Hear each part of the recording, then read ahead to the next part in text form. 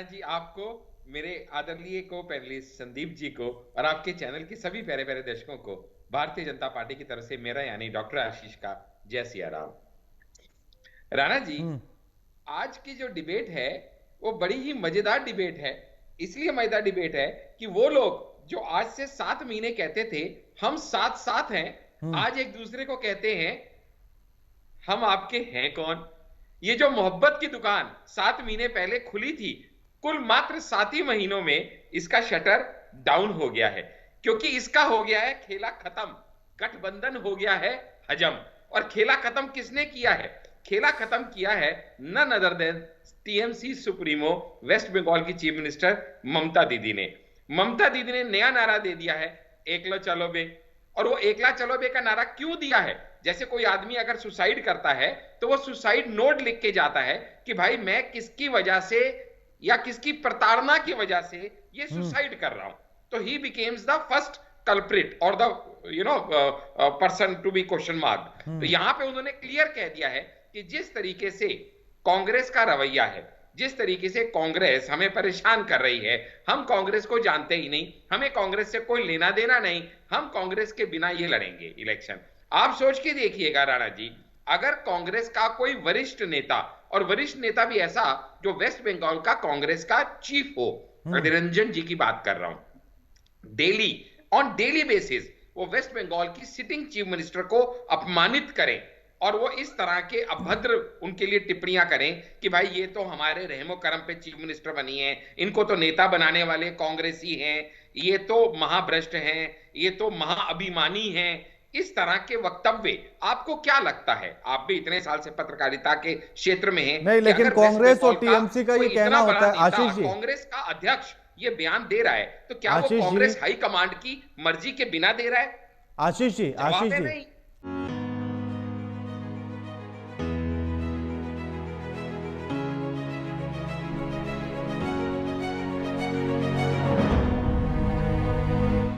आशीष जी, कांग्रेस और टीएमसी का ऐसे बयानों पर यह कहना होता है कि हमारी पार्टी में या हमारे गठबंधन में लोकतंत्र है और इसीलिए हम एक दूसरे की खामियों को गिनाते हैं और उनकी आलोचना भी करते हैं। तो ठीक है ना, तो फिर ममता जी को इस बात का बुरा नहीं लगना चाहिए ना। आप बताइएगा, जब ये अपना न्याय यात्रा निकाली जा रही है, राहुल गांधी की न्याय यात्रा, कांग्रेस की न्याय यात्रा, तो क्या इसी इंडी गठबंधन के लोगों ने नहीं कहा कि क्या ये इंडी गठबंधन की न्याय यात्रा नहीं हो सकती थी? ये कांग्रेस की न्याय यात्रा क्यों है?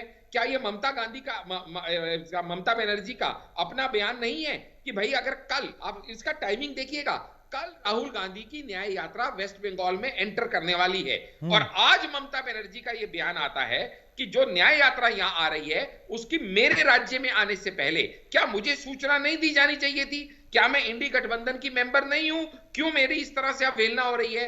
क्योंकि सच्ची बात यह है, दिखाने को ये एक दूसरे के साथ है, लेकिन दोनों ही मुस्लिम वोट्स के ऊपर खुद को जिंदा रखने के प्रयास में है। तो ममता दीदी भी डर रही हैं कि कांग्रेस का कहीं मुस्लिम बेस बढ़ा तो वो मेरे लिए खतरे का सिग्नल ना हो जाए, इसलिए वो कांग्रेस और ममता के बीच की जो लड़ाई है,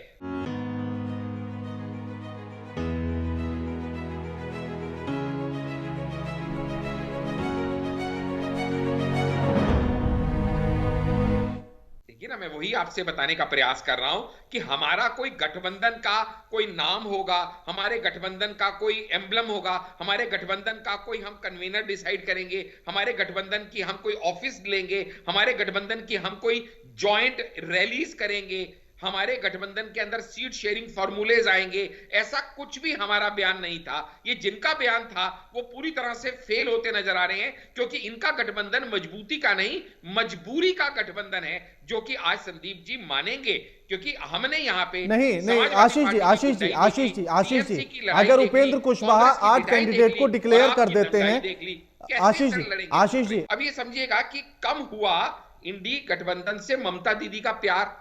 अगर इसको मैं कहूं तो कुछ गलत तो नहीं होगा। अगर मैं ये कहूं कि सीटों पर उलझी कड़ी ममता ने तोड़ी दोस्ती, तो क्या ये गलत तो नहीं होगा? और जहां पे ये इंडी गठबंधन की बात करते हैं, ममता बनर्जी ने तो ये सिग्नल कितने दिन पहले से दे दिए थे। जब इनकी चौथी मीटिंग हुई थी तब उन्होंने कहा था मुझे सूचना ही नहीं है। जब 5वीं मीटिंग हुई जो कि वर्चुअल मीटिंग थी, इन्होंने आशीष जी, उसको भी अटेंड करने से मना कर दिया था। आशीष जी, हाँ, एक सवाल और मैं आशीष जी से ले लूं। आशीष जी, जो आरोप अभी लगाए संदीप जी ने, उन्होंने कहा कि आपकी पार्टी की आपके गठबंधन में भी तमाम ऐसे दल हैं जो सीटों की मांग कर रहे हैं। 8 कैंडिडेट कोई खड़े कर देता है। कोई सीटों की मांग नहीं कर रहा हमारे यहाँ नेता भी है, नेतृत्व वो कह रहे भी हैं है, उपेंद्र नीति भी कुशवाहा है, ने तो निर्णय 8 शक्ति कैंडिडेट भी है। डिक्लेयर कर दिए। हमारे यहाँ ये दिक्कत नहीं है और दिक्कत उपेंद्र होगी कुशवाहा ने भी, जो तो 8 हमारी कैंडिडेट सरकार ही डिक्लेयर जाती किए, है। आशीष जी, उपेंद्र कुशवाहा ने जो 8 कैंडिडेट डिक्लेयर किए,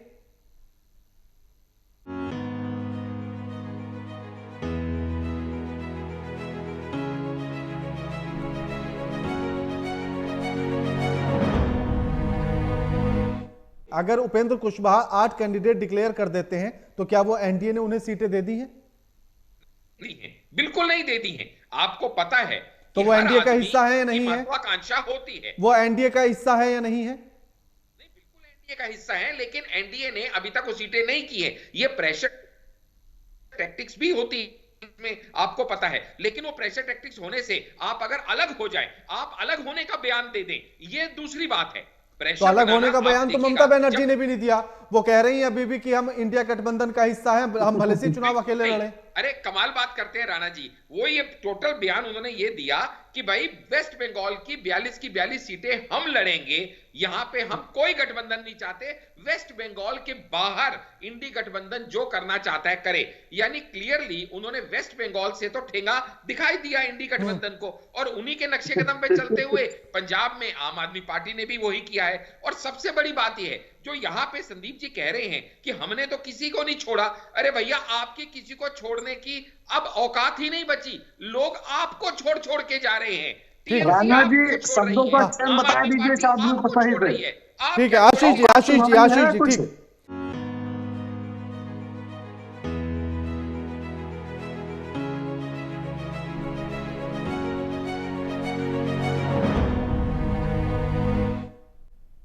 ममता का एकला चलो रे। नमस्कार, मैं आपके साथ के राणा, एएमवी नेटवर्क देख रहे हैं आप। और लोकसभा चुनाव में बीजेपी का मुकाबला करने के लिए विपक्षी दलों ने गठबंधन बनाया, लेकिन यह गठबंधन अपने गठन के समय से ही कई समस्याओं से घिरा हुआ है। जब इस गठबंधन का गठन किया गया तो राजनीतिक पंडितों ने इसके सफल होने पर संदेह जताया था।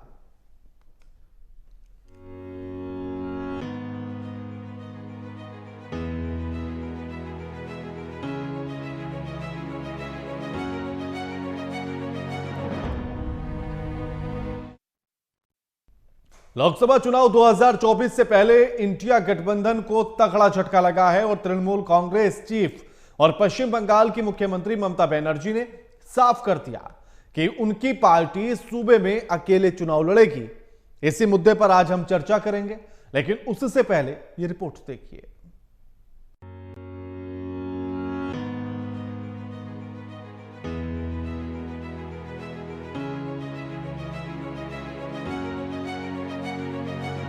पश्चिम बंगाल की मुख्यमंत्री ममता बनर्जी ने विपक्षी गठबंधन को एक बड़ा झटका दे दिया है। उन्होंने अकेले लोकसभा चुनाव लड़ने की घोषणा की है। ममता ने इसके लिए कांग्रेस को जिम्मेदार बताते हुए कहा कि कांग्रेस ने टीएमसी का प्रस्ताव नहीं माना, इसीलिए उन्हें ये फैसला लेना पड़ा। टीएमसी और कांग्रेस में सीट शेयरिंग को लेकर काफी दिनों से जद्दोजहद चल रही थी। जब दोनों पार्टियों में बात नहीं बनी तो टीएमसी ने अकेले लोकसभा चुनाव लड़ने का ऐलान कर दिया। जाहिर है लोकसभा चुनाव से पहले इंडिया गठबंधन का एक विकेट गिर गया।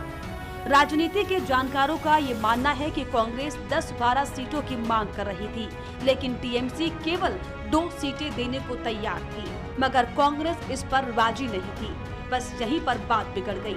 टीएमसी ने कांग्रेस को 2019 के लोकसभा में कांग्रेस की जीती 2 सीटें बहरामपुर और मालदा दक्षिण देने की पेशकश कर रही थी, लेकिन कांग्रेस इस पर राजी नहीं थी।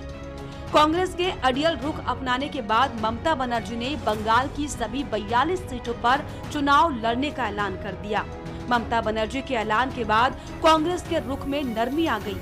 कांग्रेस ने ममता के ऐलान को स्पीड ब्रेकर बताते हुए कहा कि रास्ते में कभी कभी स्पीड ब्रेकर आ जाते हैं, कभी कभी हरी बत्ती आ जाती है। हम ममता के बिना विपक्षी गठबंधन की कल्पना नहीं कर सकते। रास्ते में कभी कभी स्पीड ब्रेकर आ जाते हैं, कभी कभी लाल बत्ती आ जाती है। इसका माने नहीं है कि हम सफर से हम पीछे हट जाए, चलता रहता है। स्पीड ब्रेकर को हम पार करते हैं, लाल बत्ती हरी बत्ती बन जाती है। और कल यही सवाल राहुल जी से पूछा गया था, यही सवाल, और राहुल जी ने स्पष्ट उत्तर दिया कि ममता जी इंडिया गठबंधन टीएमसी, और ममता जी विशेष रूप से क्योंकि वो एक बड़े नेता हैं, टीएमसी के नेता हैं, भारत के नेता, बंगाल के नेता हैं, देश के नेता हैं, इंडिया गठबंधन का एक बहुत महत्वपूर्ण स्तंभ तृणमूल कांग्रेस है। हम ममता जी के बिना इंडिया गठबंधन की कल्पना नहीं कर सकते। लोकसभा चुनाव के लिए बेहद कम समय बचा है, लेकिन विपक्षी गठबंधन अभी तक सीट बंटवारे में उलझी हुई है, जबकि बीजेपी और उसके सहयोगी अपनी अपनी तैयारियों में लगे हुए हैं। अगर समय रहते विपक्षी गठबंधन ने सीट बंटवारे और दूसरी समस्याओं को हल नहीं किया तो उसकी चुनाव जीतने की संभावना उतनी कम होती जाएगी। Desk report, AMV network.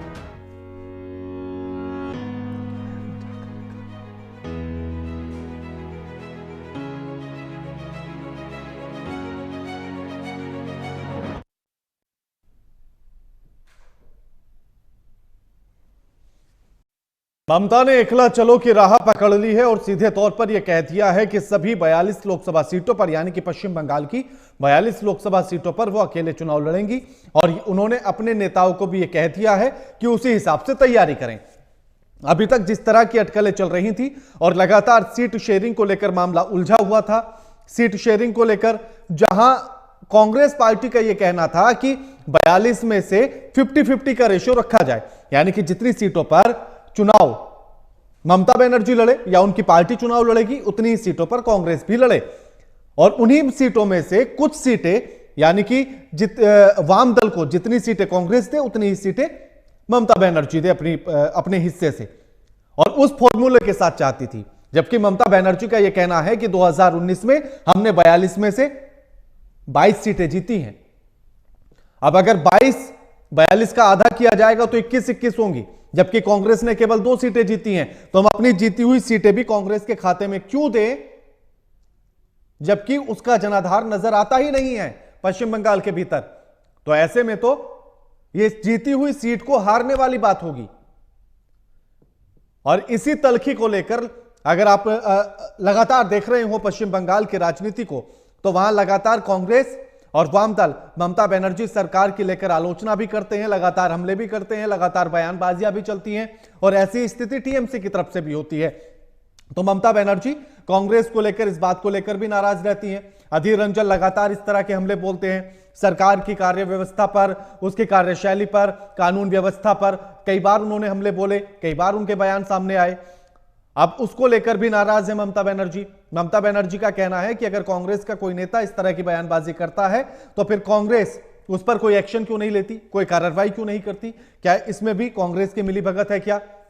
और कांग्रेस पार्टी के लोग इसको ये कहकर छोड़ देते हैं कि ये लोकतंत्र है और हमारे इंडिया गठबंधन में भी लोकतंत्र है, इसीलिए इंडिया गठबंधन लोकतंत्र के आधार पर एक दूसरे की खामियों को गिनाता है, यहां तानाशाही नहीं चलती है।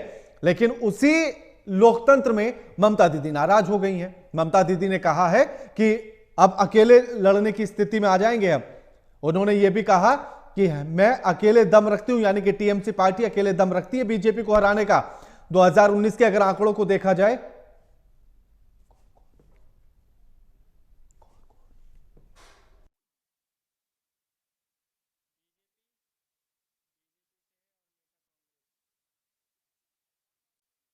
उनका परिचय आपसे करा देते हैं। हमारे साथ संदीप त्रिपाठी जुड़ गए, प्रवक्ता है कांग्रेस के, सुमित मेहरोत्रा जुड़ गए, नेता है टीएमसी के, और आशीष आंडा हमारे साथ जुड़ गए, माफ कीजिएगा, डॉक्टर आशीष आंडा हमारे साथ जुड़ गए, नेता है बीजेपी के। आप दोनों का स्वागत है एमवी नेटवर्क पर। संदीप जी, इंडिया गठबंधन को लेकर पहले से कयास लगाए जा रहे थे कि अगर इंडिया गठबंधन बन जाता है तो सीट शेयरिंग को लेकर झगड़ा होगा, और अगर गलती से फिर चुनाव जीत जाता है तो प्रधानमंत्री चेहरे को लेकर झगड़ा होगा। लेकिन हम तो सीट शेयरिंग में टकराव अच्छा देख रहे हैं। संदीप जी। राणा जी,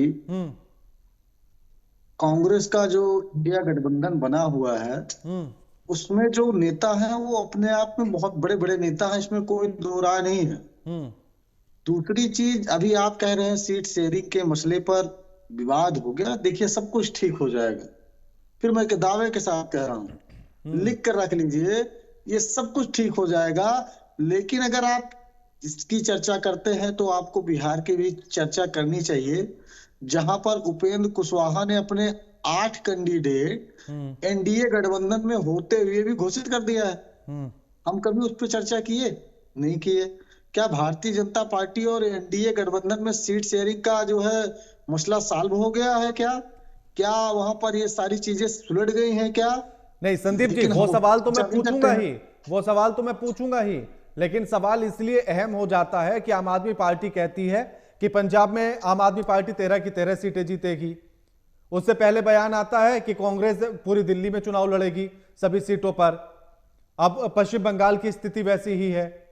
फिर एक तरफ कांग्रेस ये ऐलान करती है कि भैया हिमाचल प्रदेश, तेलंगाना, मध्य प्रदेश, राजस्थान और नॉर्थ ईस्ट के बाकी राज्यों में हम किसी के साथ नहीं, हम अकेले चुनाव लड़ेंगे। तो इसलिए इंडिया गठबंधन से सवाल पूछा जा रहा है। राणा जी, आपने दिल्ली की बात कही, ठीक है। आम आदमी पार्टी के नेताओं का बयान आया था पंजाब से, ये भी ठीक है। लेकिन कांग्रेस ने कब ये कहा कि हम हिमाचल और यहाँ पर सिर्फ अकेले लड़ेंगे? एक बयान बताइए आप मुझे। मैं आपको इसका प्रूफ दे दूंगा। हाँ, दे दीजिएगा। मैं इसका प्रूफ दे दूंगा आपको। हाँ, भ्रम की स्थिति नहीं रहनी चाहिए। हाँ, अगर मैं नहीं जान रहा हूं तो आपको उसको, हाँ मैं कह रहा हूं ना, मैं आपको इसका प्रूफ दूंगा। नहीं, प्रूफ मैं आपसे मांगने वाला कोई नहीं हूं, जज नहीं हूं मैं सर। मैं छोटा सा कांग्रेस का कार्यकर्ता हूं, लेकिन फिर भी मैं चाहता हूं कि कोई ऐसी बात ना जाए जनता के बीच में जो एथेंटिक ना हो, जो है सच के पैमाने पर खरी ना हो। दूसरी चीज, अभी मैंने कहा कि गठबंधन, जो हमारे गठबंधन साथी हैं वो अपने आप में सभी मजबूत साथी हैं, वो अपने आप में सब क्षमतावान लोग हैं। और जहां क्षमतावान लोग होते हैं वहां पर इस तरीके से संघर्ष आपको देखने को मिलेंगे। जहां पर जब नेताओं के, भाजपा के नेताओं की आवाज दबा दी जाती है तो गठबंधन के साथियों की आवाज कहां से निकलेगी? जहां पर डेमोक्रेसी होगी, जहां पर मजबूत व्यक्ति होगा, वहां पर ये सारी चीजें निकल कर आती हैं। अनुप्रिया पटेल जी हमारे यहाँ 8 सीट मांग रही हैं अब की बार। देखिए भारतीय जनता पार्टी कितनी देती है। राजभर जी बाप बेटे की पार्टी जो है वो 3 सीटों पर डंका बजा रहे हैं, कह रहे हैं नहीं बाप बेटे को तो कम से कम दे ही दे दीजिए। संजय निषाद की पार्टी इसी तरीके से उसी उत्तर प्रदेश में सीटों का जो है डिमांड कर रही है भारतीय जनता पार्टी से, देखिए कितना देते हैं। लेकिन दिक्कत इस चीज की है कि आज हम इस तरीके से, जैसे लगता है कि एक अंधे के हाथ बटेर लग गई है भारतीय जनता पार्टी के लोग, अरे भाई उछलने लगे। अरे आप ये बताइए, आज जो मुद्दे हैं आप उस पर बात नहीं करते हो, बाकी सब पर बात करने को तैयार हो। आप ये क्यों नहीं कहते कि आज बेरोजगारी दर 45 साल में सबसे ज्यादा है? आप उसकी बात नहीं करते हो। आज शंकराचार्य धर्म के क्षेत्र में आप बात करते हैं, हमारे सनातन के मुखिया का आपके टोल आर्मी देने का काम करते हैं। संदीप जी, महंगाई पर भी मैंने चर्चा की है, बेरोजगारी पर भी मैंने चर्चा की है, लेकिन आज का विषय दूसरा है। भारतीय जनता पार्टी के लोगों से बात कर रहा हूं सर। हाँ नहीं, मैं कह रहा हूं ना, मैं उनसे सवाल लूंगा, लेकिन अभी सवाल आपसे था कि अभी तक कल भी मैंने आप ही के इसी मुद्दे पर डिबेट की थी, तो ये कहना था आप ही के प्रवक्ता का कि 50-50 का रेशियो हम चाहते हैं, और उधर टीएमसी वाले कह रहे थे कि 50 इनको कैसे दे दें, 22 तो हमने जीती है, अपनी जीती हुई सीट कैसे दे दें। और आज देखिए दूसरा ऐलान हो गया कि हम तो सारी सीट लड़ेंगे। नहीं सर, पहली बात, जिस किसी ने कहा था मैं उसकी बात तो नहीं कर सकता हूं। जहां तक मुझे जानकारी है, इंडिया गठबंधन में एक कोऑर्डिनेशन कमेटी बनी हुई है, कांग्रेस की तरफ से एक जो है कमेटी बनी हुई है, वो अलग अलग पार्टियों से बातचीत कर रही है और वो अच्छा चल रहा है। मैं फिर कह रहा हूँ, हो सकता अच्छा कहाँ, कैसे इसको आप अच्छा कहेंगे कि एक तरफ ममता बनर्जी आंखें दिखा दें? हाँ नहीं, मैं वही कह रहा हूँ संदीप जी, इसको आप अच्छा कैसे कहेंगे? ममता बनर्जी आंख दिखा दें, अरविंद केजरीवाल आंख दिखा दें, आप अच्छा कैसे कहेंगे? मेरी बात आ जाने दीजिए। मैं सिर्फ ये कह रहा हूं कि हो सकता है ये ममता बनर्जी की कोई रणनीति हो जिसके तहत वो ये बातें कह रही हूं। उनको ये लग रहा हो कि उनका कार्यकर्ता, जैसे भारतीय जनता पार्टी के पास नेता तो है नहीं, उधार की पार्टी है, उधार के नेता है। जो है टीएमसी के नेता जो है ममता बनर्जी जी को लग रहा हो कि अगर हम गठबंधन का ऐलान थोड़ा समय पहले कर देंगे, भारतीय जनता पार्टी ने अभी सीटें डिक्लेयर नहीं की है, हमारे नेता उस पार्टी में चले जाएंगे, इसलिए कि इनके पास वहां पर कुछ है नहीं। ये इसी ताक में बैठे हैं कि टीएमसी से कौन चला आएगा हमारे पास, ये ताक में बैठे हैं कि भारतीय जो है कांग्रेस से कौन चला आएगा, ये ताक में बैठे हैं कि वामदल से कौन चला आएगा। इनके पास ना नेता है, ना नियत है और ना नीति है। ठीक है, तो उधार की पार्टी, उधार के नेता है। ठीक है, ठीक तो है, ये हो सकता है कि रणनीति हो। ठीक है, हमें इंतजार करना चाहिए। हाँ ठीक है। आशीष जी, बीजेपी उधार की पार्टी है और आप उनके नेताओं पर नजर बनाए हुए हैं, इसलिए ममता बनर्जी ने ये राजनीतिक चाल चली है ताकि अपने नेताओं को बांध कर रखा जा सके। राणा जी, आपको, मेरे आदरणीय को पैनलिस्ट संदीप जी को और आपके चैनल के सभी प्यारे प्यारे दर्शकों को भारतीय जनता पार्टी की तरफ से मेरा यानी डॉक्टर आशीष का जय सिया राम। राणा जी, आज की जो डिबेट है वो बड़ी ही मजेदार डिबेट है। इसलिए मजेदार डिबेट है कि वो लोग जो आज से 7 महीने कहते थे हम साथ साथ हैं, आज एक दूसरे को कहते हैं हम आपके हैं कौन। ये जो मोहब्बत की दुकान 7 महीने पहले खुली थी, कुल मात्र 7 ही महीनों में इसका शटर डाउन हो गया है, क्योंकि इसका हो गया है खेला खत्म, गठबंधन हो गया है हजम। और खेला खत्म किसने किया है? खेला खत्म किया है none other than TMC supremo West Bengal की चीफ मिनिस्टर ममता दीदी ने। ममता दीदी ने नया नारा दे दिया है, एकला चलो बे। और वो एकला चलो बे का नारा क्यों दिया है? जैसे कोई आदमी अगर सुसाइड करता है तो वो सुसाइड नोट लिख के जाता है कि भाई मैं किसकी वजह से या किसकी प्रताड़ना की वजह से ये सुसाइड कर रहा हूं। तो he becomes the first culprit और the person to be question mark. तो यहां पे उन्होंने क्लियर कह दिया है कि जिस तरीके से कांग्रेस का रवैया है, जिस तरीके से कांग्रेस हमें परेशान कर रही है, हम कांग्रेस को जानते ही नहीं, हमें कांग्रेस से कोई लेना देना नहीं, हम कांग्रेस के बिना ये लड़ेंगे इलेक्शन। आप सोच के देखिएगा राणा जी, अगर कांग्रेस का कोई वरिष्ठ नेता, और वरिष्ठ नेता भी ऐसा जो वेस्ट बंगाल का कांग्रेस का चीफ हो, निरंजन जी की बात कर रहा हूं, डेली ऑन डेली बेसिस वो वेस्ट बंगाल की सिटिंग चीफ मिनिस्टर को अपमानित करें और वो इस तरह के अभद्र उनके लिए टिप्पणियां करें कि भाई ये तो हमारे रहमो करम पे चीफ मिनिस्टर बनी है, इनको तो नेता बनाने वाले कांग्रेसी हैं, ये तो महाभ्रष्ट हैं, ये तो महाअभिमानी हैं, इस तरह के वक्तव्य आपको क्या लगता है? आप भी इतने साल से पत्रकारिता के क्षेत्र में हैं। नहीं, लेकिन कांग्रेस और टीएमसी का ये कहना होता है, आशीष जी, कांग्रेस का अध्यक्ष ये बयान दे रहा है तो क्या वो कांग्रेस हाई कमांड की मर्जी के बिना दे रहा है? आशीष जी, कांग्रेस और टीएमसी का ऐसे बयानों पर यह कहना होता है कि हमारी पार्टी में या हमारे गठबंधन में लोकतंत्र है और इसीलिए हम एक दूसरे की खामियों को गिनाते हैं और उनकी आलोचना भी करते हैं। तो ठीक है ना, तो फिर ममता जी को इस बात का बुरा नहीं लगना चाहिए ना। आप बताइएगा, जब ये अपना न्याय यात्रा निकाली जा रही है, राहुल गांधी की न्याय यात्रा, कांग्रेस की न्याय यात्रा, तो क्या इसी इंडी गठबंधन के लोगों ने नहीं कहा कि क्या ये इंडी गठबंधन की न्याय यात्रा नहीं हो सकती थी? ये कांग्रेस की न्याय यात्रा क्यों है? क्या ये ममता बनर्जी का अपना बयान नहीं है कि भाई अगर कल, आप इसका टाइमिंग देखिएगा, कल राहुल गांधी की न्याय यात्रा वेस्ट बंगाल में एंटर करने वाली है और आज ममता बनर्जी का यह बयान आता है कि जो न्याय यात्रा यहां आ रही है उसकी मेरे राज्य में आने से पहले क्या मुझे सूचना नहीं दी जानी चाहिए थी? क्या मैं इंडी गठबंधन की मेंबर नहीं हूं? क्यों मेरी इस तरह से अवहेलना हो रही है? क्योंकि सच्ची बात यह है, दिखाने को ये एक दूसरे के साथ है, लेकिन दोनों ही मुस्लिम वोट्स के ऊपर खुद को जिंदा रखने के प्रयास में है। तो ममता दीदी भी डर रही हैं कि कांग्रेस का कहीं मुस्लिम बेस बढ़ा तो वो मेरे लिए खतरे का सिग्नल ना हो जाए, इसलिए वो कांग्रेस और ममता के बीच की जो लड़ाई है, अब ये समझिएगा कि कम हुआ इंडी गठबंधन से ममता दीदी का प्यार। अगर इसको मैं कहूं तो कुछ गलत तो नहीं होगा अगर मैं ये कहूं कि सीटों पर उलझी कड़ी ममता ने तोड़ी दोस्ती, तो क्या ये गलत तो नहीं होगा? और जहां पे ये इंडी गठबंधन की बात करते हैं, ममता बनर्जी ने तो ये सिग्नल कितने दिन पहले से दे दिए थे। जब इनकी चौथी मीटिंग हुई थी तब उन्होंने कहा था मुझे सूचना ही नहीं है। जब 5वीं मीटिंग हुई थी, वर्चुअल मीटिंग थी, इन्होंने आशीष जी, हाँ, एक सवाल और मैं आशीष जी से ले लूं।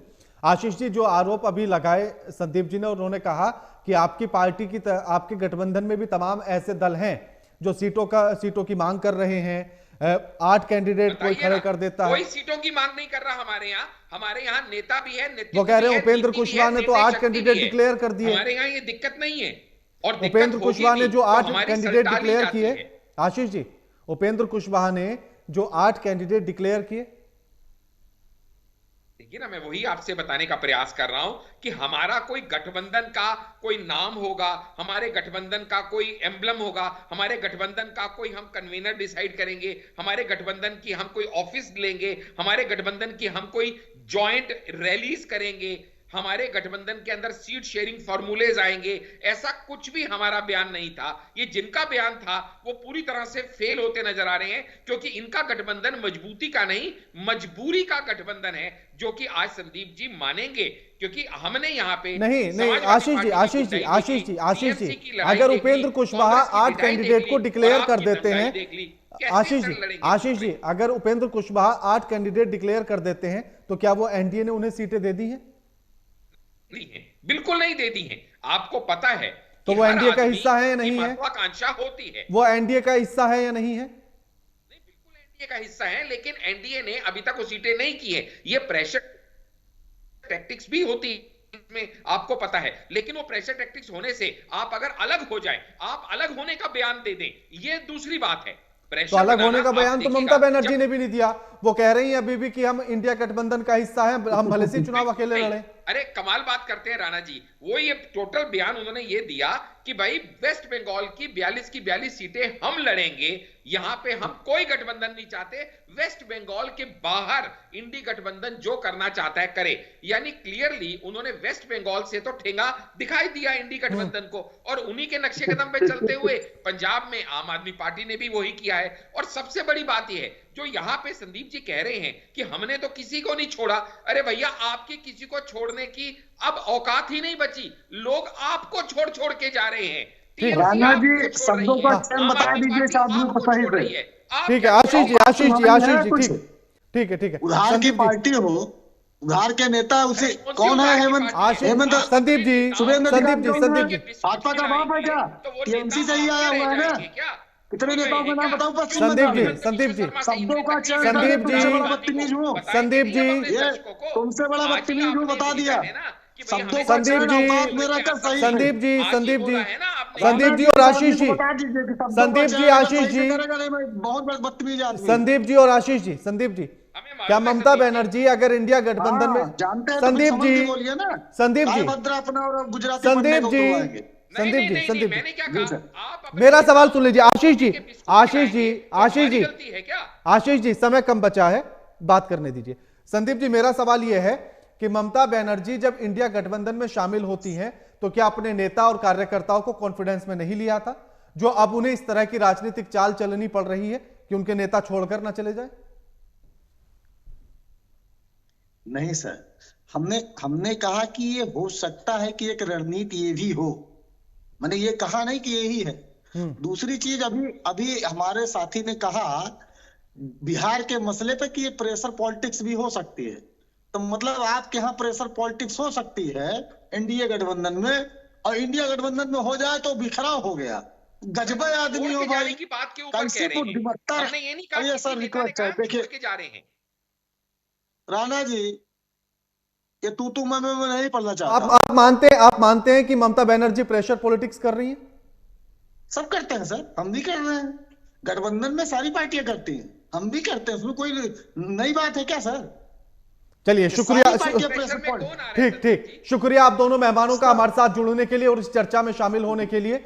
लेकिन ममता बनर्जी का यह बयान और उनका यह कहना कि पश्चिम बंगाल की सभी 42 सीटों पर हम चुनाव लड़ेंगे और हम अकेले ही बीजेपी को हरा सकते हैं, तो अब इसको कौन सा राजनीतिक दांव समझा जाए? क्या यह प्रेशर पॉलिटिक्स है कि जो 50-50 का फॉर्मूला या सीटों की मांग जिस तरह से कांग्रेस कर रही है, उस पर यह प्रेशर बनाने की कोशिश है कि कांग्रेस अपने तेवर पश्चिम बंगाल में तो कम करे, क्योंकि यहां ममता की चलती है? क्या इसी के तहत यह बयान दिया गया है? ये इस सवाल का जवाब तो आने वाले गर्भ में ही छिपा है, लेकिन बीजेपी का ऐसे में यह कहना है कि इंडिया गठबंधन में यह दरार है, और उसी का यह नतीजा है कि अरविंद केजरीवाल पंजाब में अब डिक्लेयर कर देते हैं कि सभी सीटों पर लड़ेंगे, ममता बनर्जी पश्चिम बंगाल में कर देती हैं, दिल्ली में कांग्रेस कर देती है। तो ये बयान ये बताते हैं कि एकता की कमी है, मजबूती कम और मजबूरी ज्यादा है साथ रहने की। और इसी के लिए लगातार खबरों के लिए देखते रहिए एएमपी नेटवर्क। नमस्कार।